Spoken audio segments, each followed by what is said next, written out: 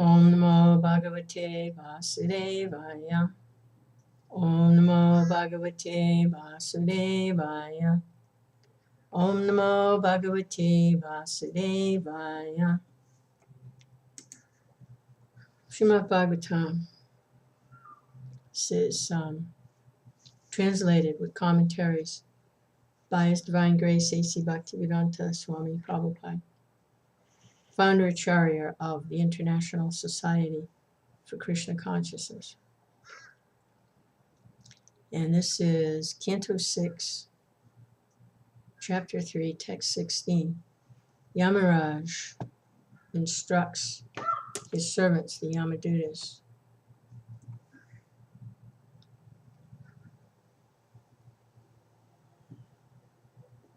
The Yamadutas are wondering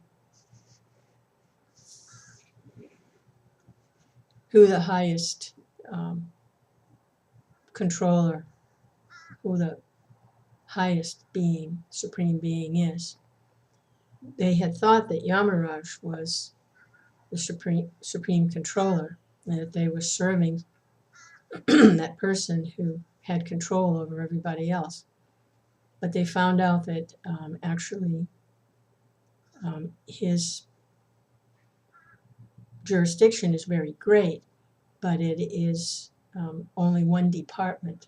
It's compartmentalized, and that there are other servants, and there is an overlord over all of them also. So they're seeing the administrative hierarchy, and Yamaraj is very, very happy to be able to talk about the Lord Vishnu. So it's not just business as usual, because Yamaraj is in charge of the sinful living entities. So sitting in his court, judging who gets what kind of punishment, is going on all the time. But now his servants have come and they're asking him, who are these servants of Vishnu, and how are they higher than you? And we need to know something. We're confused about, we need some spiritual instruction. So it's very nice. So text 16, Yamaraj continues. As the different limbs of the body cannot see the eyes, the living entity cannot see the Supreme Lord, who is situated as the Supersoul in everyone's heart.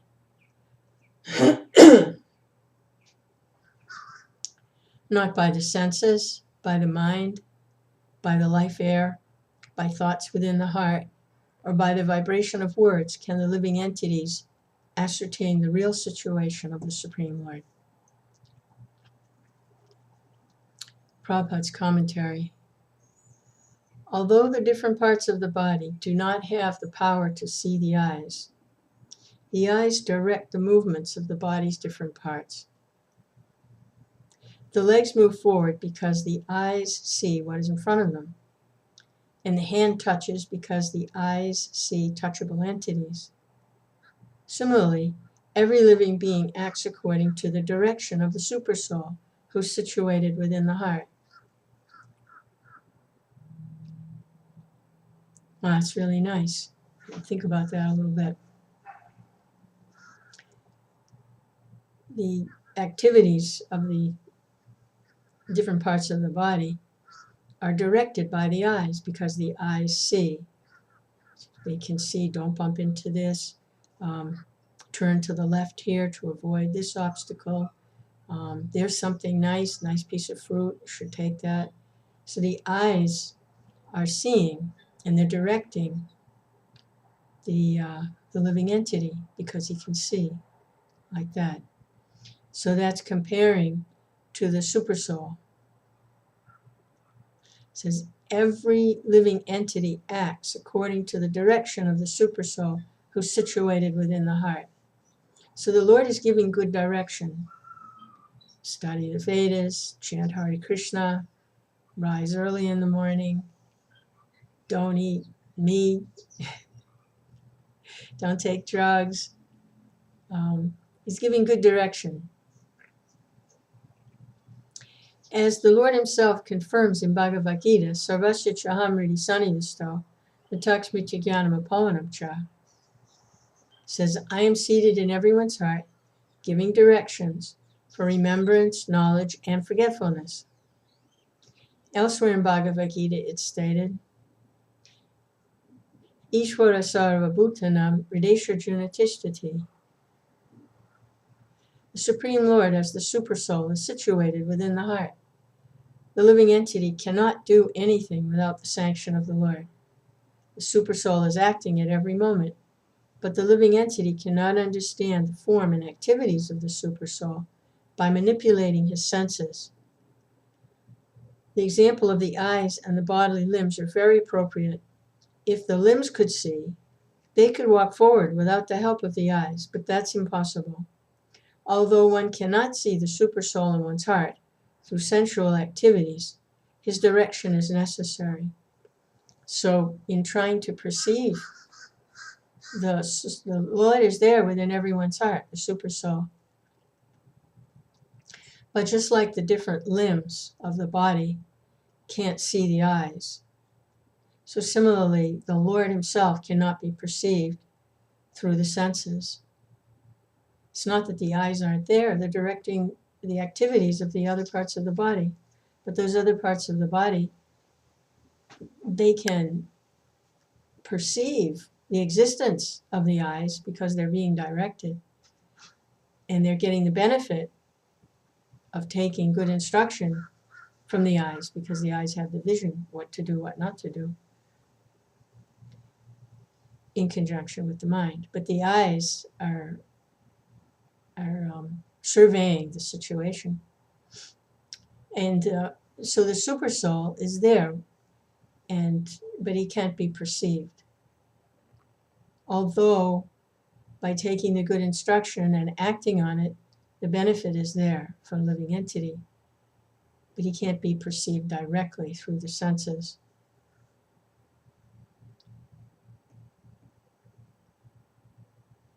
So the Lord is so kind because we're so accustomed to having to perceive through our senses.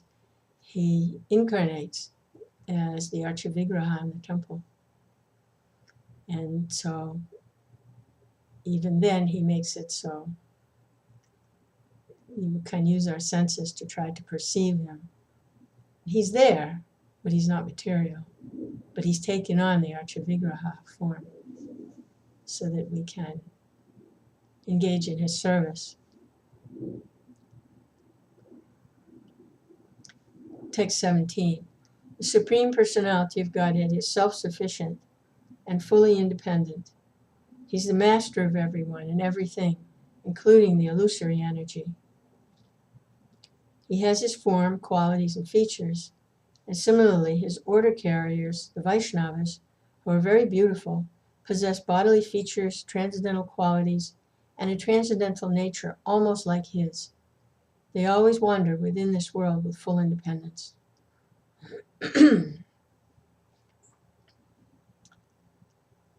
So this is a little bit more about his qualities, what he's like. He's self-sufficient and he's fully independent.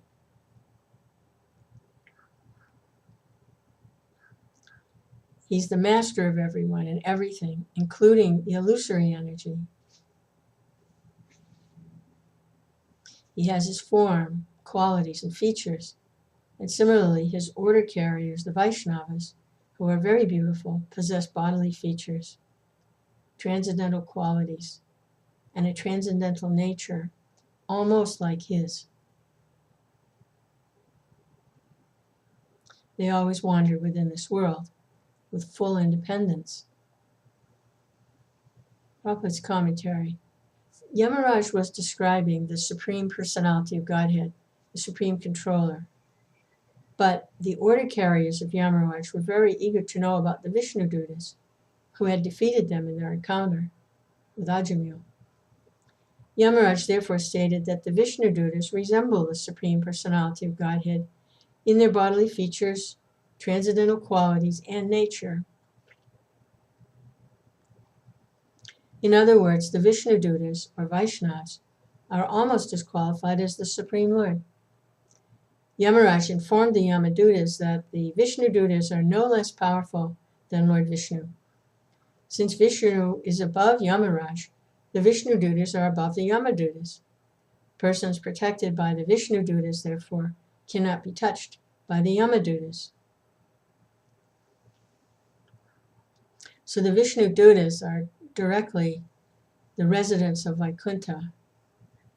And Yamaraj is one of the Mahajans. He's a very elevated soul. He knows the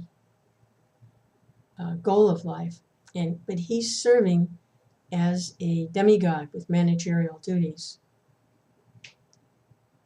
But above that, above the managerial services, which is what the demigods, they're all devotees, the demigods, but they're engaged in managerial duties of very much involved with the material energy. They've been given that responsibility. And they live on the higher planets. They're the demigods. They have amassed huge amounts of pious credits that has allowed them to take that birth on the higher planets, demigods. But above that is Vaikuntha, which has nothing to do with the material world. That's where the Vishnu Dutas were coming from, and that's where the Vaishnavas come from. That's where the Vaishnavas are situated. They're situated in the pure transcendental sky, beyond anything to do with birth, death, old age, and disease, the material planetary systems, three modes of nature, creation, maintenance, and dissolution. They have nothing to do with that whatsoever. They're residents of Vaikuntha Loka, not the material world. But they come to the material world as servants of Lord Vishnu, because Lord Vishnu is always making arrangements, sending representatives, giving good instructions, Vedas, scriptures, coming himself sometimes, incarnating, to try to give some direction to the conditioned souls so they can make some progress in returning home back to Godhead, becoming free from the entanglement with the illusory energy. So Yamaraj is explaining how that works to his servants, the Yamadutas. Text 18. The order carriers of Lord Vishnu, who are worshipped even by the demigods, possess wonderful bodily features, exactly like those of Vishnu, and are very rarely seen. The Vishnu Dutas protect the devotees of the Lord from the hands of enemies, from envious persons, and even from my jurisdiction, as well as from natural disturbances. So the Vishnu Dutas, they're as good as the Lord. They're not the Lord himself, they're not Lord Vishnu himself, but they're as good as the Lord because they're empowered by the Lord.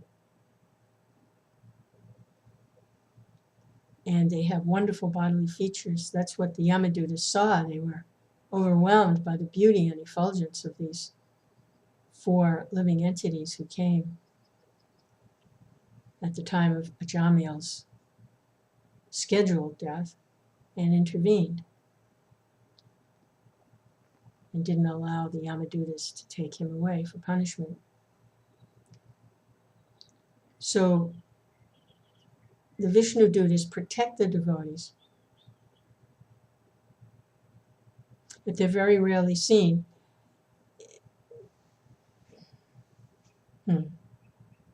They're very rarely seen. Now, we were just discussing in the previous verses that the Lord himself cannot be seen by material senses, and he's giving good direction from within the heart. But now we're hearing that there are also Vishnu Dutas who are giving good directions, the Vaishnavas. And they also are very rarely seen. Now, one way the Vaishnavas and the Vishnu Dutas give good directions is through their writings and through the messages, through their books and their teachings. So we know that beautiful poem that Vaishnavas died to give the holy name and live in the holy name and in their writings. So it's not that they're not present. They're there and they're guiding and directing, just like Lord Vishnu guides and directs from within the heart. The Vaishnavas are also guiding and protecting. And to take advantage of that and listen to what they're saying and take good instruction from the Vaishnavas, that's how they can protect us and guide us. So they're present in their instructions. We cannot perceive directly with our senses, but it doesn't mean they're not there guiding and protecting. He says they protect devotees from enemies, from envious persons, and even from Yamaraj himself, as well as from natural disturbances. It's not that they're not there, that they left some writings and then they left. No, they're present. They're present in there. There's an absolute nature to Krishna and an absolute nature to his associates and his pure servants, because they have nothing to do with the material. Sometimes they may be manifest and sometimes they may not be.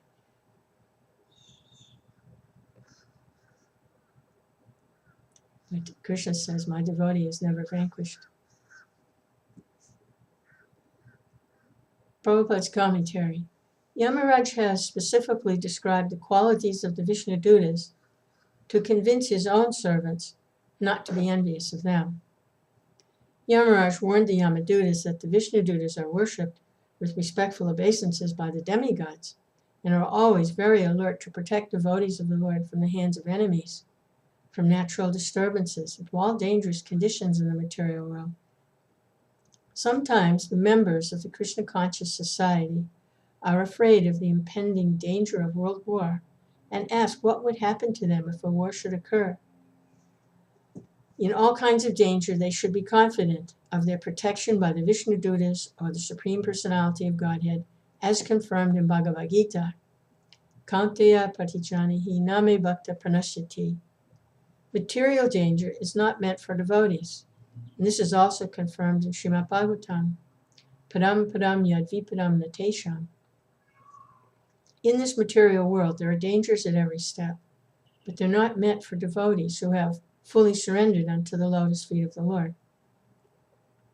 The pure devotees of Lord Vishnu may rest assured of the Lord's protection, and as long as they are in this material world, they should fully engage in devotional service by preaching the cult of Sri Chaitanya Mahaprabhu and Lord Krishna, namely the Hare Krishna movement of Krishna consciousness.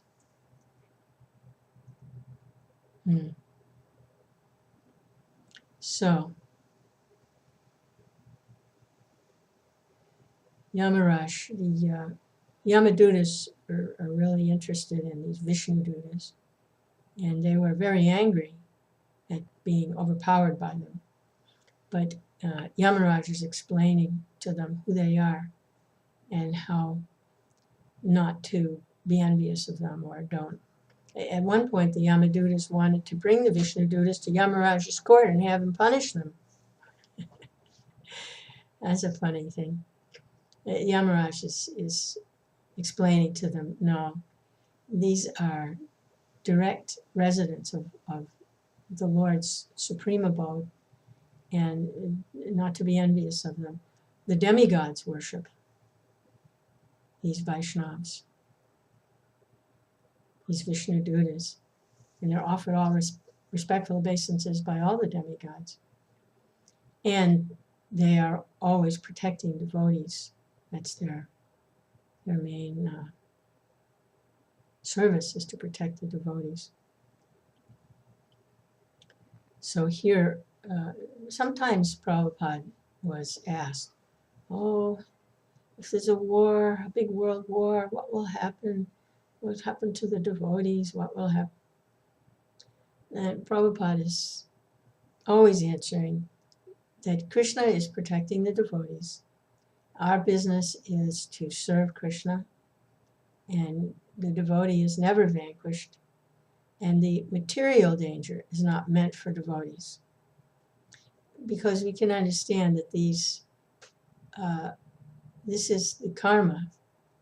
And for a devotee, they are free from all karmic reactions when they're engaged in devotional service. The jurisdiction of the three modes of material nature no longer has any power over them, because they're engaging in devotional service, which is completely transcendental to the three modes of material nature.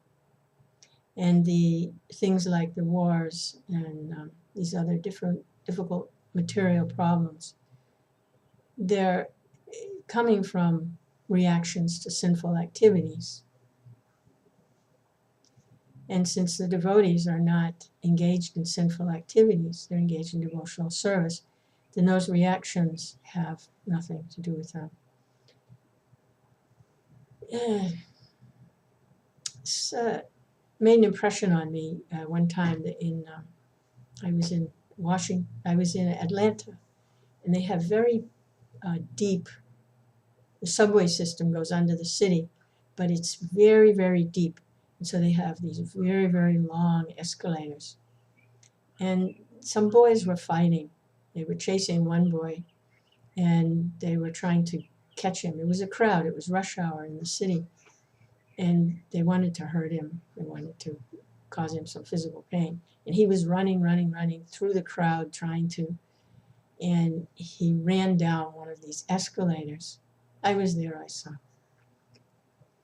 And one of the ruffians took a glass soda bottle, and he threw it like a missile, like a projectile, at the boy that they wanted to hurt.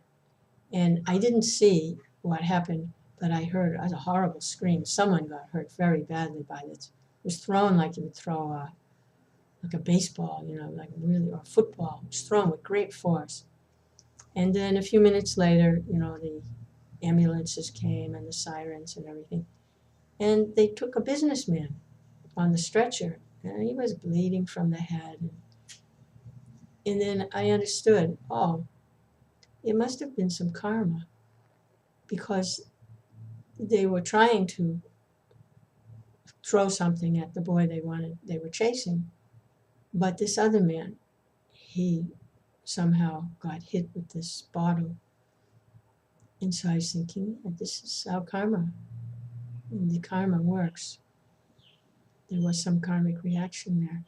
So devotees are free from this. Sinful reactions don't have their name on it. There's no sinful reactions coming for devotees. Sometimes there may be a little token, something, but not like what happens for people who are totally engaged and immersed in material activity. They have so much karmic reactions coming. When devotee, it's stopped.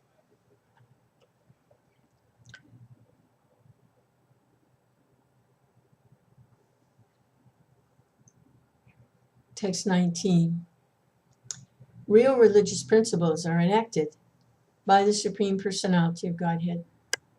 Although fully situated in the mode of goodness, even the great rishis who occupy the topmost planets cannot ascertain the real religious principles, nor can the demigods or the leaders of Siddhaloka, to say nothing of the asuras, ordinary human beings, vidyadharas, and charanas.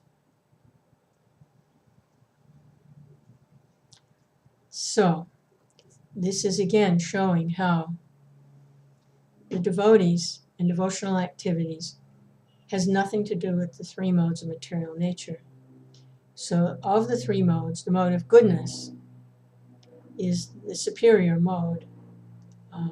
It's very peaceful and it's happiness.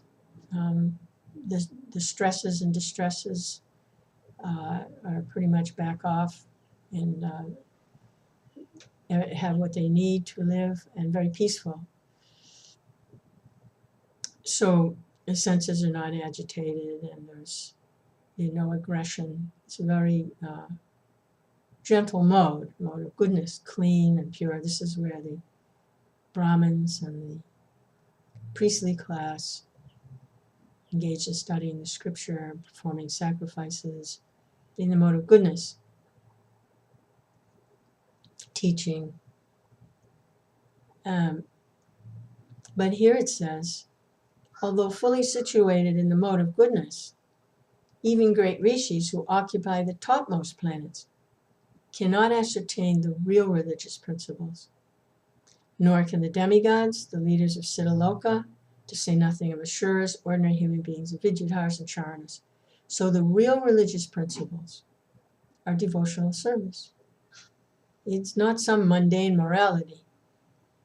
That religious principles is some kind of moralistic, follow rules and regulations for good morals. And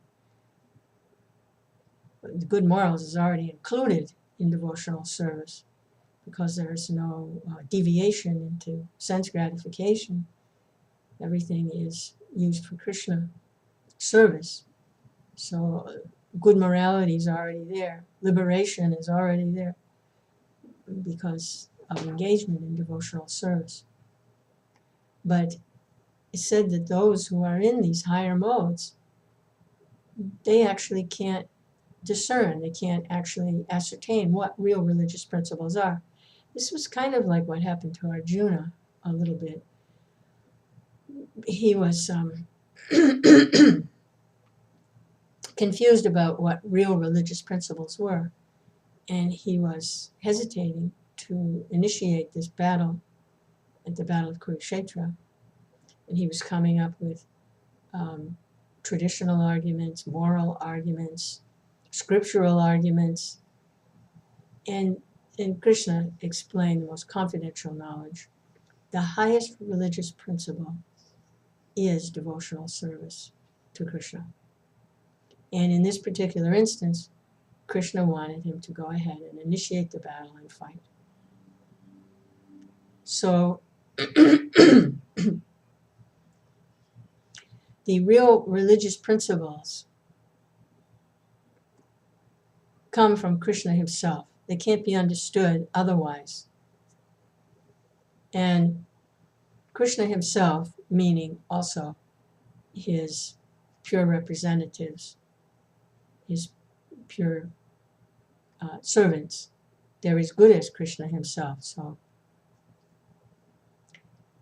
but there's no other way to understand Krishna and the real religious principles. Only by undivided devotional service can I be understood as I am standing before you. Prabhupada's commentary.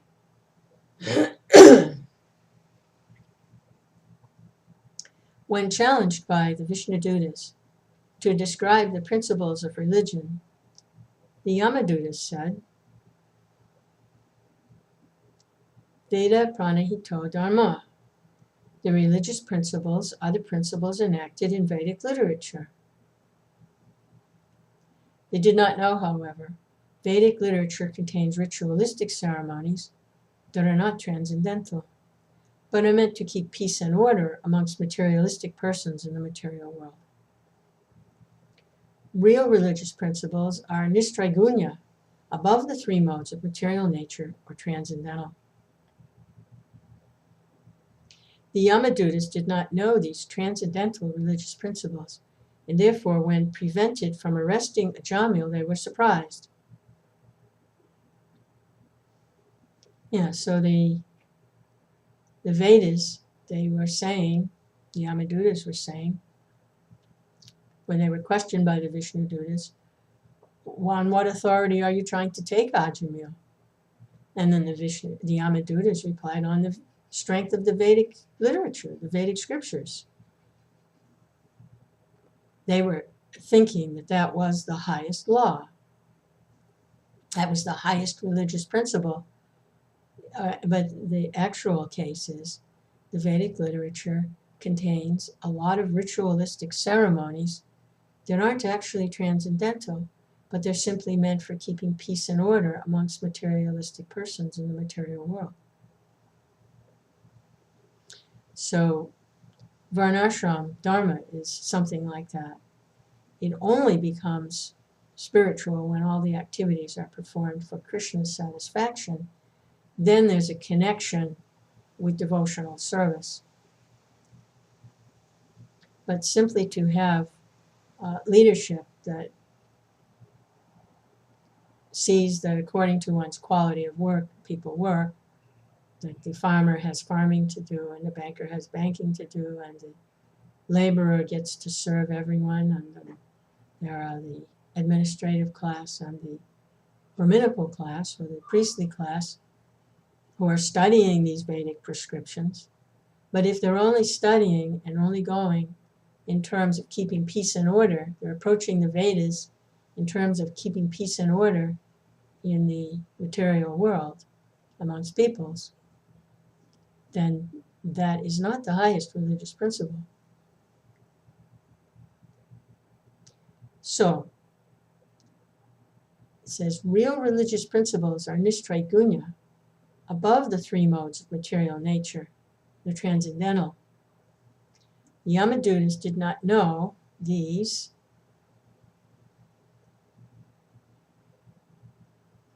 Find this place here.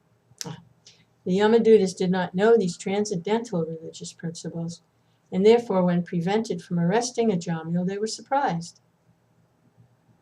Materialistic persons who attach all their faith to the Vedic rituals are described in Bhagavad Gita, where Krishna says, Vedavada rata partananyada stiti vadina. The supposed followers of the Vedas say, there's nothing beyond the Vedic ceremonies. Indeed, there's a group of men in India who are very fond of Vedic rituals, not understanding the meaning of these rituals, which are intended to elevate one gradually to the transcendental platform of knowing Krishna. Vedaischa sarvara hameva veja. Those who do not know this principle, who simply attach their faith to Vedic rituals, are called Vedavadarata. So that's a little pitfall there. That's a trap. To simply be concerned with these Vedic rituals and not know the real purpose. Vedaischa sarvara hameva veja. I am to be known by all the Vedas. I'm the speaker of the Vedas. I gave the Vedas. The Vedas are meant to understand me. It's a gradual process. So they're stuck. And they say, oh, there's nothing further, because on the materialistic platform, that just to have nice, good, peaceful life, lots of good and plenty for sense gratification, and to be born and die, oh, that's everything. Or to go to higher planets, perform good ritualistic ceremonies, and go to the planets of the demigods, and be born and live for thousands and thousands and thousands of years, and then die. So this is going on. And missing the point. The point is devotional service to Krishna. To develop love of God, which is transcendental to the three modes. Herein it is stated that the real religious principle is that which is given by the Supreme Personality of Godhead. And that principle is stated in Bhagavad Gita. Sarvadharman parityatya mamekam saranam vraja. One should give up all other duties, surrender unto the lotus feet of Krishna. That's the real religious principle everyone should follow.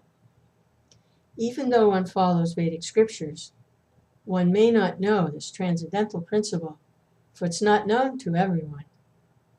To say nothing of human beings, Even the demigods and the upper planetary systems are unaware of it.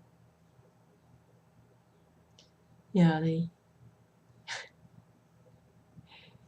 they're so absorbed in their situation, all this power and management responsibilities and opulence surrounding them on these higher planets, so many servants everywhere, that they're in heaven. Couldn't be anything higher than heaven, right? But every now and then, one of them will step out of line and challenge Krishna. And Brahma challenged Krishna, stole the cows and cowherd boys. And especially in Krishna's Vrindavan Leela, because he looks so, it's a very unassuming form of the Lord. He doesn't have all the cavalry and the armies and everything. He's just playing.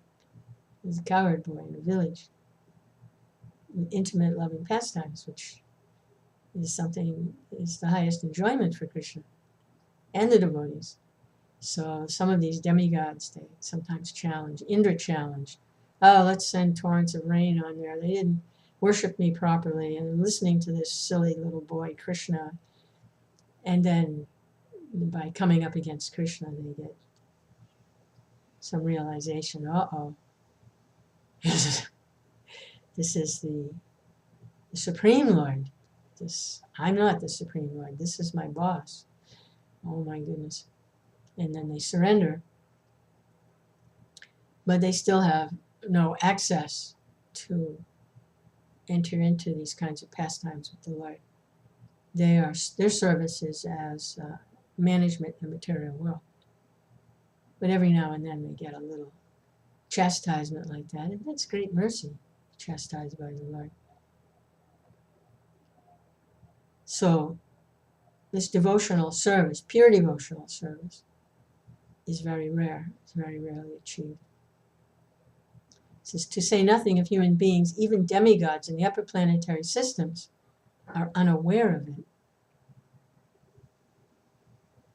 This transcendental religious principle must be understood from the Supreme Personality of Godhead directly, or from his special representative, as stated in the next verses.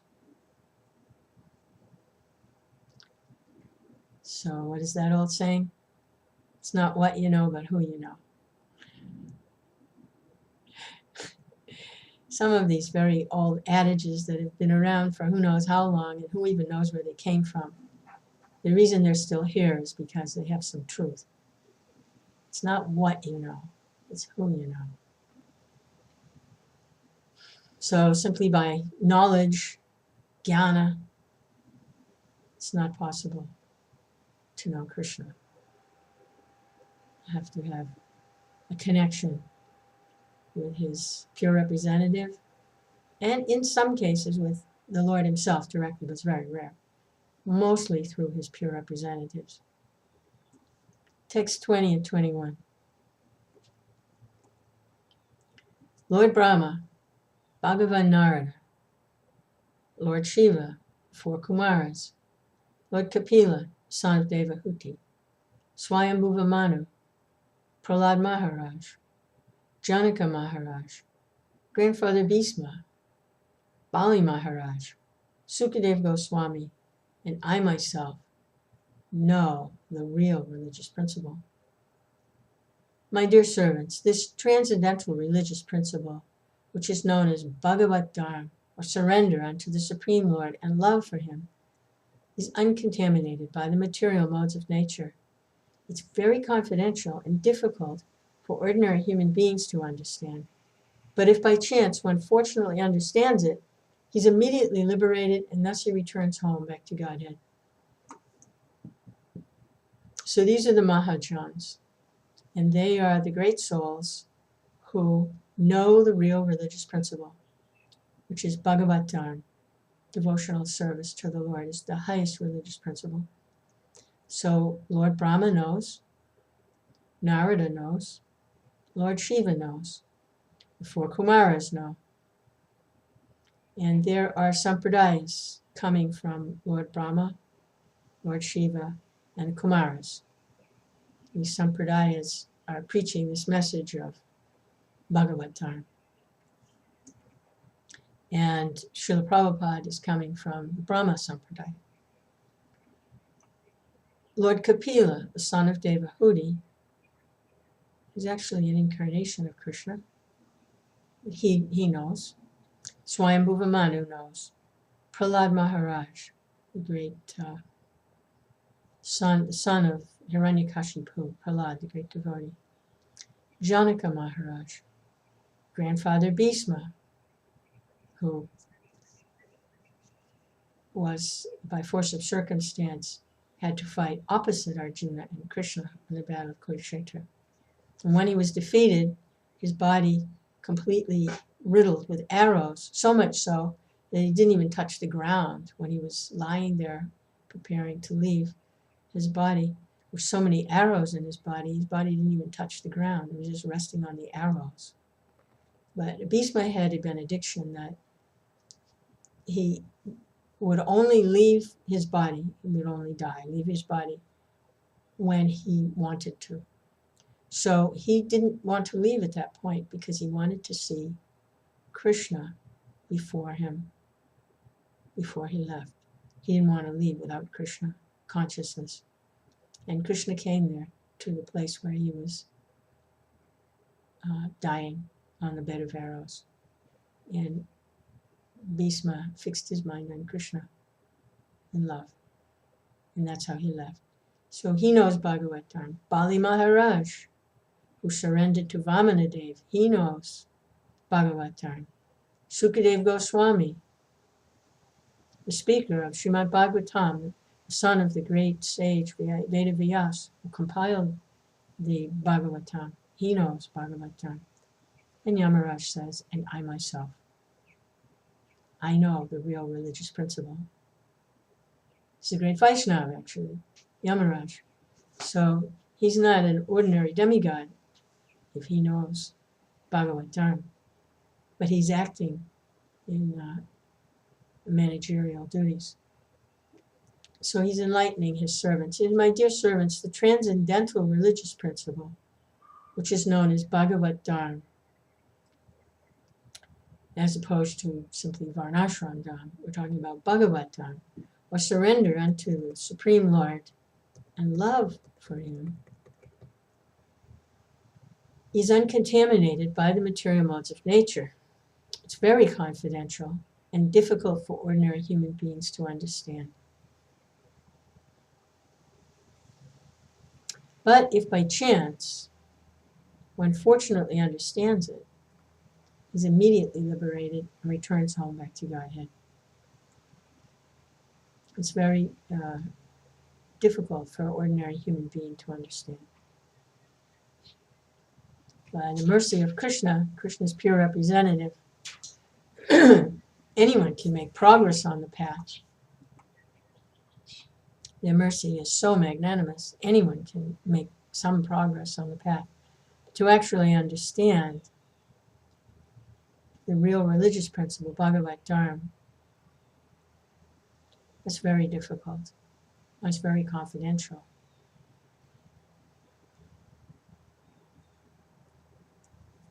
Prabhupada's commentary. In Bhagavad Gita, Lord Krishna refers to Bhagavatam as the most confidential religious principle. Sarva Guyatamam, Guyad Guyataram. Krishna says to Arjuna, because you are my very dear friend, I'm explaining to you the most confidential religion. Sarvadharman parityatya mamikam saranam braja. Give up all duties, surrender unto me. One may ask, if this principle is very rarely understood, what's the use of it? In answer, Yamaraj states herein that this religious principle is understandable if one follows Parampara's system of Lord Brahma, Lord Shiva, and the four Kumaras, and other standard authorities. There are 4 lines of disciplic succession, one from Lord Brahma, one from Lord Shiva, one from Lakshmi, the goddess of fortune, and one from the Kumaras. The disciplic succession from Lord Brahma is called Brahma Sampradaya. The succession from Lord Shiva, or Sambhu, is called Rudra Sampradaya. And the one from Goddess Fortune Lakshmiji is called Shri Sampradaya. And the one from the Kumaras is called Kumara Sampradaya. One must take shelter of one of these four sampradayas in order to understand the most confidential religious system. In the Padma Purāṇa it is stated, Sampradaya vihina ye mantraste nishpalamata. If one does not follow the four recognized disciplic successions, his mantra or initiation is useless.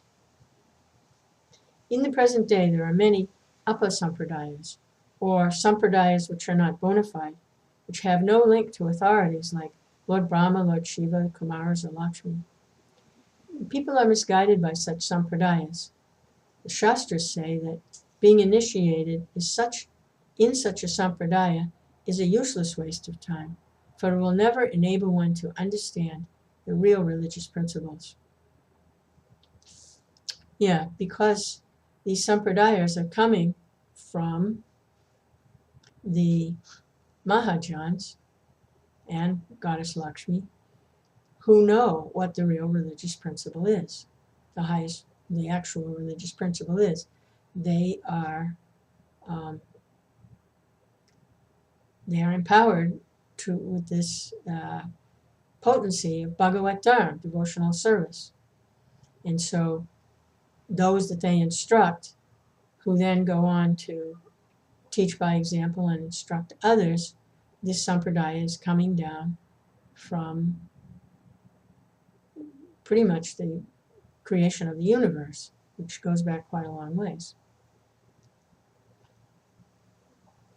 So if we don't make that connection with that pure source representing the path of Bhagavatam back to Godhead, then whatever else someone is doing, it doesn't make the connection with devotional service. Because there are four main streams. This is Krishna's arrangement.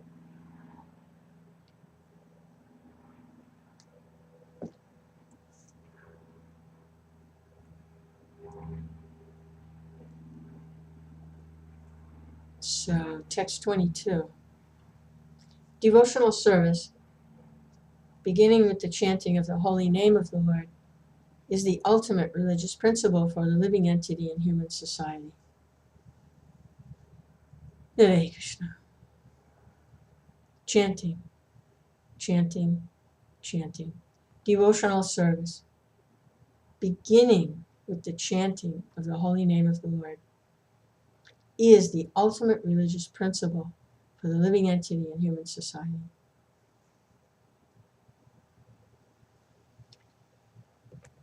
Prabhupada's commentary.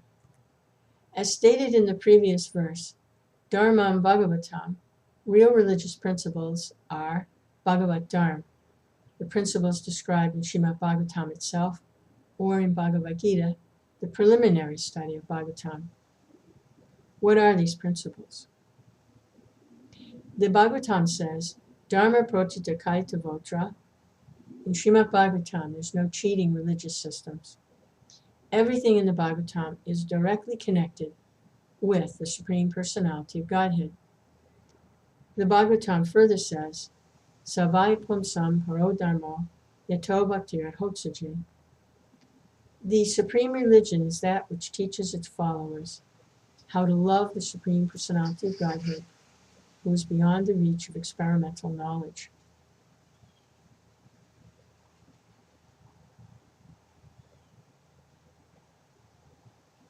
Yes, so this Bhagavatam is, in the very beginning, this is simply dedicated, totally 100%. It's not for Vedic rituals. It's not for jnana or knowledge for its own sake. It's not to develop mystic powers. It is simply to glorify the path of Bhagavatam devotional service, and it is directly connected to the Supreme Personality of Godhead. Srila Vyāsadeva, in his great compassion, compiled the Vedas, and he gave prescriptions for the gradual elevation and for the peaceful maintenance of human society. And it's a very great service because it allows for gradual progress. But he himself was not feeling satisfied. I've done this great work, but I'm not satisfied. His spiritual master, Narada Muni, seeing his disciples' moroseness, gave him the service, or inspired him for the service, to directly glorify the Supreme Lord himself, personality of Godhead, his pastimes, his activities, his name, his form, and thereby make the path of devotional service available. And this is the Bhagavatam that Srila Vyāsadeva compiled. And only for that purpose.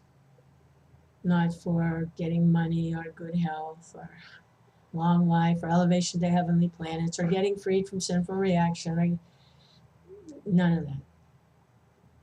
He's only for going back home, back to Godhead.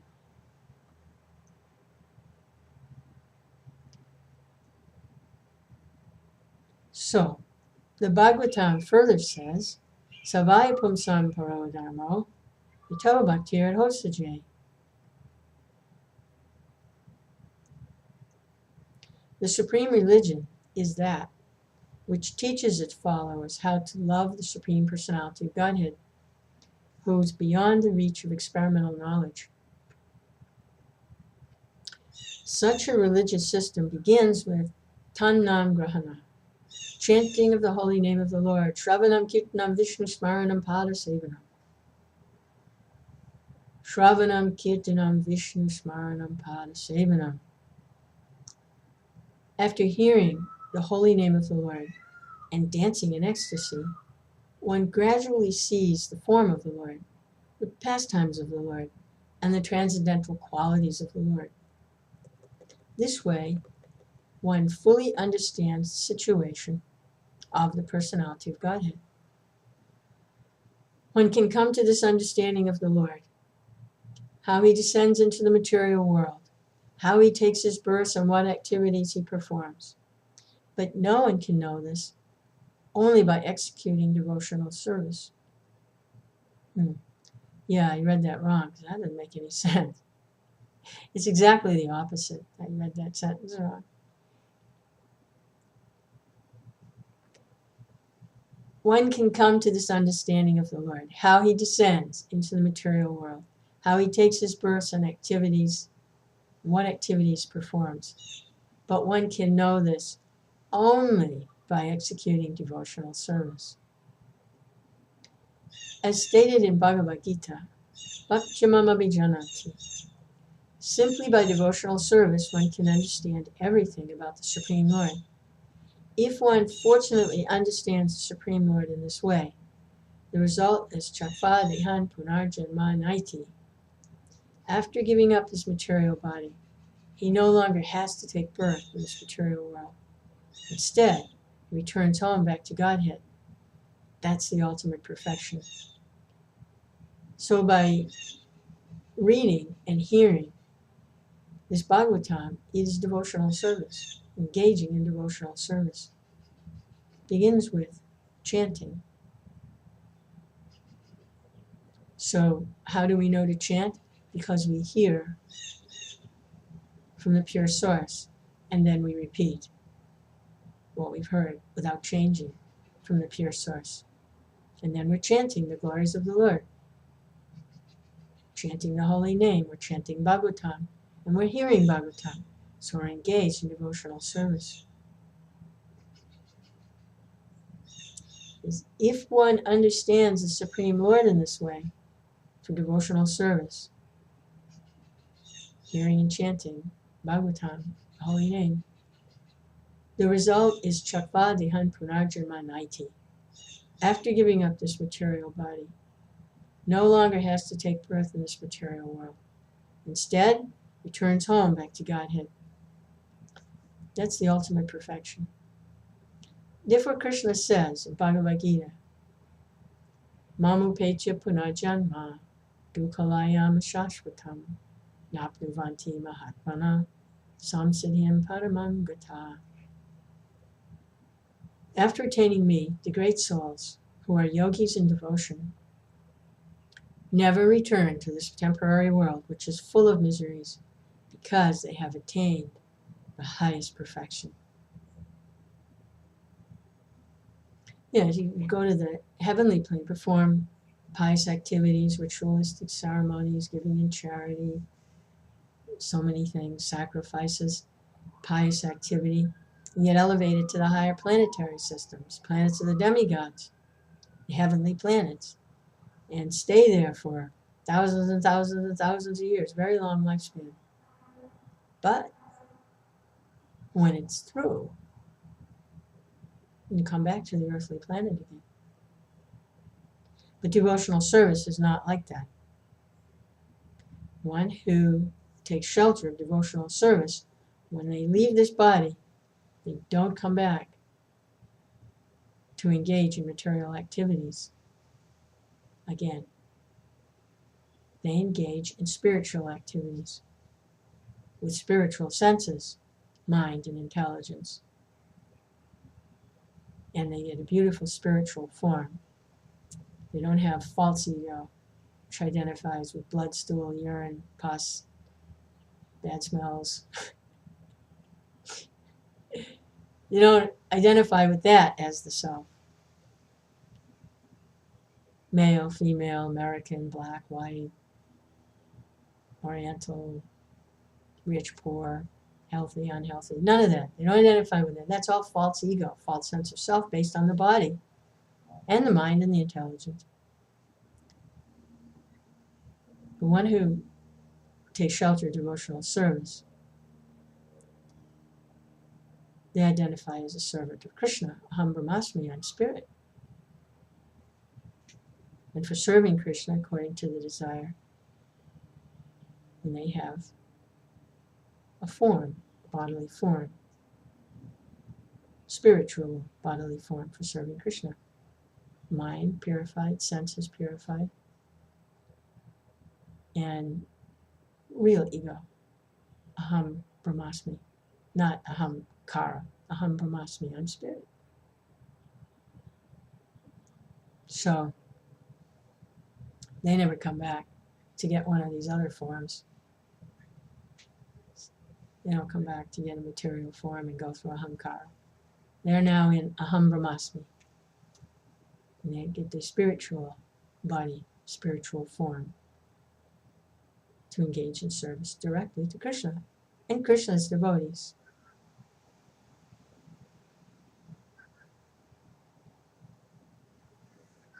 So this comes from performing devotional service. There's no other way.